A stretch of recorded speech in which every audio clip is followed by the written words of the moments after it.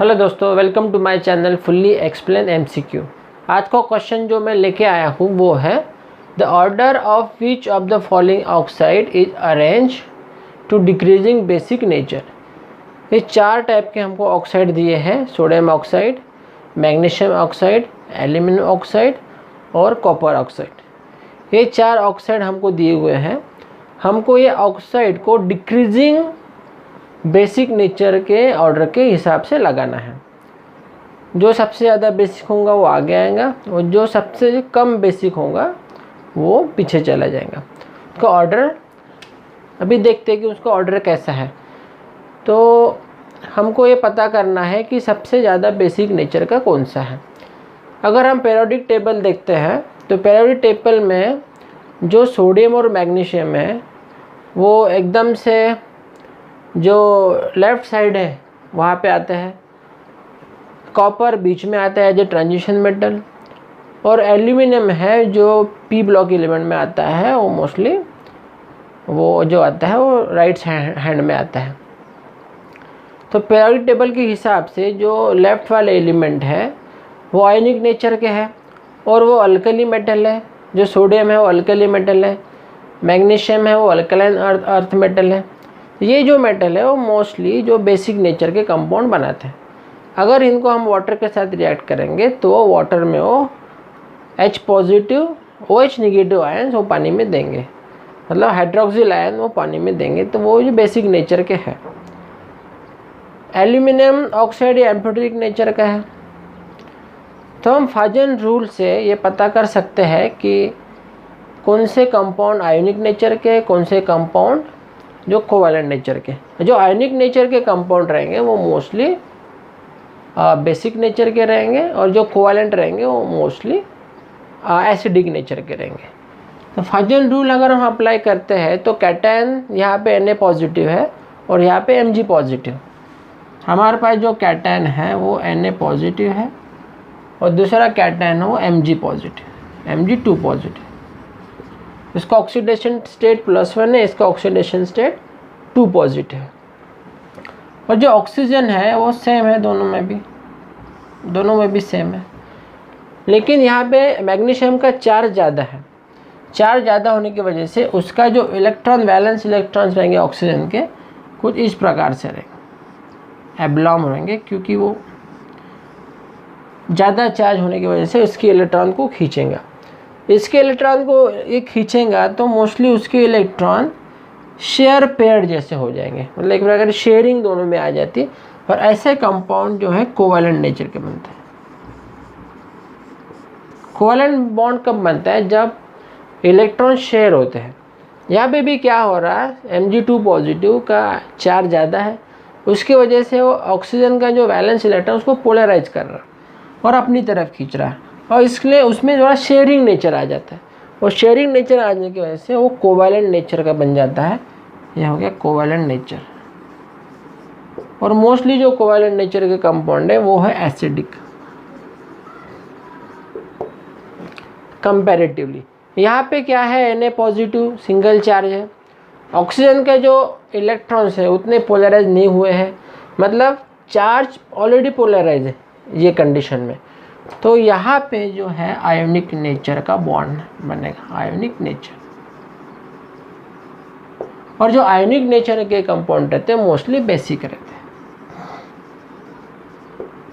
अगर हम सिर्फ दोनों को कंपेयर करें, Na2 पॉजिटिव और Mg पॉजिटिव, फाजन रूल से हमको पता चलता है कि इसमें ज़्यादा आयोनिक कोवैलेंट कैरेक्टरिस्टिक ज़्यादा है और इसमें कोवैलेंट कैरेक्टरिस्टिक कम है। इसका मतलब आयोनिक कैरेक्टरिस्टिक इसमें ज़्यादा है, तो ये ज़्यादा बेसिक है और ये कम बेसिक है। मतलब दोनों के कंपैरिजन में Na2O is more basic then MgO। एक पता चल गया। अभी हम फाजन रूल से Al2O3 को भी पता करते। Al में जो एल्यूमिनियम है उसका ऑक्सीडेशन नंबर +3 है, तो वहाँ पे 3 पॉजिटिव चार्ज है। 3 पॉजिटिव चार्ज होने की वजह से वो ज़्यादा ऑक्सीजन के जो इलेक्ट्रॉन है वैलेंस उसको तरफ खींचेगा, ऑक्सीजन के इलेक्ट्रॉन्स को। मतलब ज़्यादा शेयरिंग टाइप ऑफ नेचर इसमें बन जाएगा। और जहाँ पे शेयरिंग टाइप ऑफ नेचर होता है, इलेक्ट्रॉन शेयर करना, वहाँ पे कोवेलेंट बॉन्ड बनता है। मतलब Al2O3 में ज़्यादा कोवेलेंट बॉन्ड है, ज़्यादा शेयरिंग नेचर है, उसकी वजह से उसमें कोवेलेंट बॉन्डिंग ज़्यादा है, कोवेलेंट कैरेक्टरिस्टिक ज़्यादा है, इसलिए ये भी ज़्यादा से ज़्यादा एसिडिक नेचर का है। कंपैरेटिव, यहाँ सिर्फ कंपैरेटिव हम बात कर रहे हैं। तो MgO और Al2O3 दोनों में कंपैरिजन करेंगे तो ये ज़्यादा बेसिक है, कौन? MgO। Cu का वैसे है, Cu का में ऑक्सीडेशन स्टेट है Cu की 2 पॉजिटिव है, ये ऑक्सीजन है। Mg में भी 2 पॉजिटिव है, Cu में भी 2 पॉजिटिव है। तो फॉजन रूल के हिसाब से, जो कि आयोनिक चार्ज और आयोनिक साइज पे डिपेंड करता है, एनायन की भी साइज में डिपेंड करता है, यहाँ पे हम क्लियरली बता नहीं सकते कि CO बेसिक है। कंपैरिजन ठीक से फॉजन रूल के हिसाब से कर नहीं सकते, कि क्लैरिटी पूरी क्लियर नहीं है। तो फॉजन रूल से तो हम तीनों का नेचर तो मिल गया कि कौन ज़्यादा बेसिक है, कौन कम बेसिक है, लेकिन CO को उतना करेक्टली हम कंपेयर नहीं कर पा रहे। तो अगर हम ये चारों को एक ही डायरेक्शन में या फिर एक ही एंगल से अगर कंपेयर करें, तो वो हम लेविस का जो बेसिक का फार्मूला है उससे कंपेयर कर सकते हैं। जो लेविस बेस है, लेविस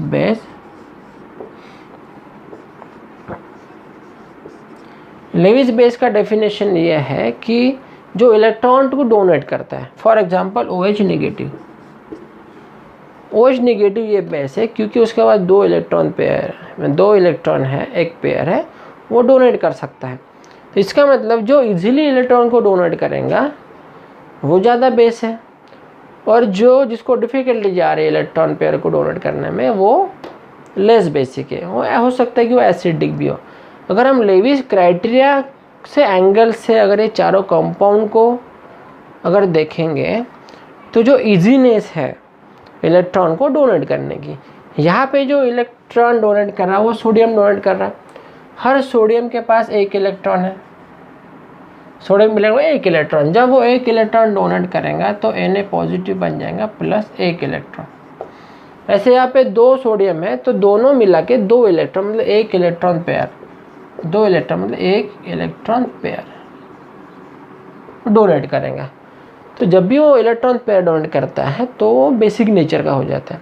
और यहाँ पे कंपैरेटिवली ये चारों को कंपैरिजन करें, सोडियम, मैग्नीशियम, एल्यूमिनियम और कॉपर, ये चारों का कंपैरिजन अगर हम करते हैं, तो जो टेंडेंसी है इलेक्ट्रॉन पेयर डोनेट करने की, वो सोडियम की है, क्योंकि सोडियम का इलेक्ट्रॉनिक कॉन्फ़िगरेशन है 3s1। उसके बाद एक ही वैलेंस इलेक्ट्रॉन है, वो डोनेट करके जो स्टेबल इलेक्ट्रॉनिक कॉन्फ़िगरेशन है वो एक्वायर करेंगे। और ये अल्कली मेटल्स में आता है, हाईली आयोनिक है, तो ये इजीली अपने इलेक्ट्रॉन पेयर को डोनेट करेंगे। तो इजीली उससे लेविस बेस के जो क्राइटेरिया है इलेक्ट्रॉन पेयर डोनेट करने का, उसमें Na2O वो हाईली बेसिक है। और दूसरा नंबर हम देखते हैं MgO का इलेक्ट्रॉनिक कॉन्फ़िगरेशन है 3s2। Mg जब इलेक्ट्रॉन डोनेट करता है तो बन जाते हैं Mg2 पॉजिटिव प्लस 2 इलेक्ट्रॉन। ये अकेला ही 1 इलेक्ट्रॉन पेयर को डोनेट करता है, लेकिन ये जो है वो अल्कलाइन अर्थ मेटल में है, मतलब सोडियम से कम आयोनिक है। तो जाहिर है कि ये जो टेंडेंसी है इलेक्ट्रॉन पेयर डोनेट करने की, वो सोडियम से कम होगी। तो इसका मतलब है कि ये MgO उससे कम बेसिक नेचर का है, तो उससे पता चल गया। तीसरा है एल्यूमिनियम ऑक्साइड Al2O3। Al2O3 में क्या है, Al3 पॉजिटिव। अगर एक अकेला Al 3 इलेक्ट्रॉन को डोनेट करता है तो Al3 पॉजिटिव हो जाता है। ऐसे यहाँ पे 2 Al2O3 है, मतलब 2 एल्यूमिनियम है, मतलब दोनों 3-3 इलेक्ट्रॉन करेंगे तो 6 इलेक्ट्रॉन मतलब 3 पेयर हो जाती है। जैसे ही इलेक्ट्रॉन पेयर डोनेट करता है, उसका जो कॉन्फ़िगरेशन है इलेक्ट्रॉनिक कॉन्फ़िगरेशन, वो है 3s2 3p1। जब भी वो एल्यूमिनियम 3 इलेक्ट्रॉन पेयर डोनेट करता है तो उसको एक स्टेबल कॉन्फ़िगरेशन मिल जाता है, तो उसकी वजह से वो Al3 पॉजिटिव में स्टेबल रहता है। लेकिन ये जो एलिमेंट है एल्यूमिनियम, वो p बॉक का एलिमेंट है, तो उसकी जो आयोनिक टेंडेंसी है वो बाकी के जो एलिमेंट्स है सोडियम और मैग्नीशियम उससे कम है। इसकी वजह से जो Al2O3 है वो जो इलेक्ट्रॉन देता है एल्यूमिनियम, उसकी टेंडेंसी इन दोनों से कंपैरेटिवली कम है, इसलिए वो 3rd नंबर पे लगा है। अभी हम सेम क्राइटेरिया जो लेविस बेस का क्राइटेरिया है, सेम क्राइटेरिया CuO पे लागू करते हैं। CuO में CuO की जो ऑक्सीडेशन स्टेट है +2 है, मतलब Cu एलिमेंट जब 2 इलेक्ट्रॉन देता है तब Cu2 पॉजिटिव +2 इलेक्ट्रॉन। Cu का जो इलेक्ट्रॉनिक ये है कॉन्फ़िगरेशन वो है 4s1 3d10। अगर उसने 2 इलेक्ट्रॉन दिए भी है तो भी उसका बन जाएगा 3d9 बन जाएगा। 3d9 ये कोई स्टेबल इलेक्ट्रॉनिक कॉन्फ़िगरेशन तो है नहीं, तो Cu को 2 इलेक्ट्रॉन देने में डिफ़िकल्टी जाती है क्योंकि वो Cu2 पॉजिटिव बन जाता है और Cu2 positive 3d9 electronic configuration लेके आता है, तो स्टेबल तो है नहीं। इसलिए कंपैरेटिवली अगर हम बात करेंगे सोडियम, मैग्नीशियम, एल्यूमिनियम और कॉपर की, तो यहाँ पे जो कॉपर है उसकी इलेक्ट्रॉन डोनेशन टेंडेंसी सबसे कम है। और लेविस बेस का जो डेफिनेशन है वो ये है कि जो इलेक्ट्रॉन पेयर इजीली डोनेट करता है वो ज़्यादा बेसिक है। यहाँ पे Cu है वो इजीली वो डोनेट नहीं करता है, इसका मतलब वो सबसे कम बेसिक है। तो इस एंगल से देखेंगे हम तो हमारा जो Cu है वो 4थे नंबर पे आएगा। तो अकेले लेविस बेस का जो क्राइटेरिया है उसको फॉलो करके हम ये जो चारों ऑक्साइड है उसका ऑर्डर लगा सकते हैं। फाजन रूल से थोड़ा डिफ़िकल्ट है, लेकिन अगर इससे हो जाते हैं तो आसानी से आप लागू कर सकते हैं, मतलब ऑर्डर निकाल सकते हैं। तो ये अपना आंसर है। दोस्तों आपको वीडियो कैसा लगा? अच्छा लगा तो उसको सब्सक्राइब करें और लाइक करें और शेयर करें। Thanks for watching.